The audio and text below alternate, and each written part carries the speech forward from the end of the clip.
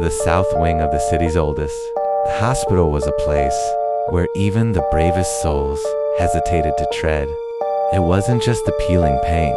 It was the elevator. For over 40 years, that lift had been bound in heavy rusted iron chains, a silent tomb standing in a dark corner. Legend says that in 1980, during a frantic emergency surgery, a patient got stuck between floors.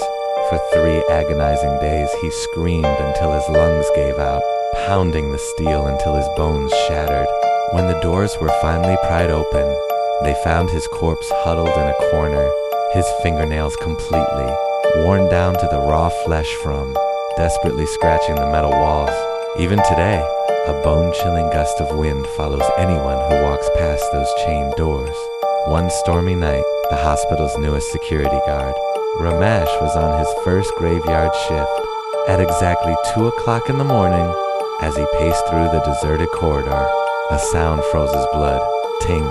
The ancient, flickering yellow bulb above the lift sparked to life. Slowly, the heavy iron chains began to slide, hitting the floor with a deafening metallic clang. The doors creaked open just a few inches. Ramesh stood frozen, his heart hammering against his ribs. He convinced himself it was a prank and stepped closer, his torch beam cutting through the thick dust. The interior smelled of damp earth and rotting medicine. As Ramesh reached the threshold, the doors suddenly slid open with a violent jolt. An unnatural urge pulled him inside. The moment his boots touched the metal floor, the heavy doors slammed shut. Ramesh lunged for the buttons, but the panel stayed dead. Then, the floor began to groan. He felt the lift sink under a massive, invisible weight. It felt as if hundreds of unseen entities were crowding into the small space, their cold bodies pressing against his skin. Suddenly, the weight limit alarm pierced the silence. BEEP, BEEP, beep. Ramesh swung his torch around. The lift appeared empty, but wet. Muddy footprints began to manifest on the floor, walking slowly toward him. Then came the sound that would haunt his dreams, a rhythmic screeching of metal being shredded, catch, catch, catch.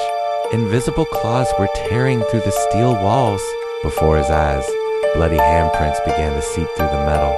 The small space erupted into muffled, desperate screams of "Let us out." Ramesh hammered on the doors, begging for mercy, but the lift plunged straight down into the forbidden basement. The location of the abandoned mortuary? Just as the lift hit the bottom, Ramesh felt a hand, cold as ice, wrap around his throat. The doors slid open to reveal a pitch-black abyss. The invisible weight suddenly lifted as the ghost stepped out into the darkness. Ramesh was found unconscious the next morning, his neck covered in frostbitten fingerprints.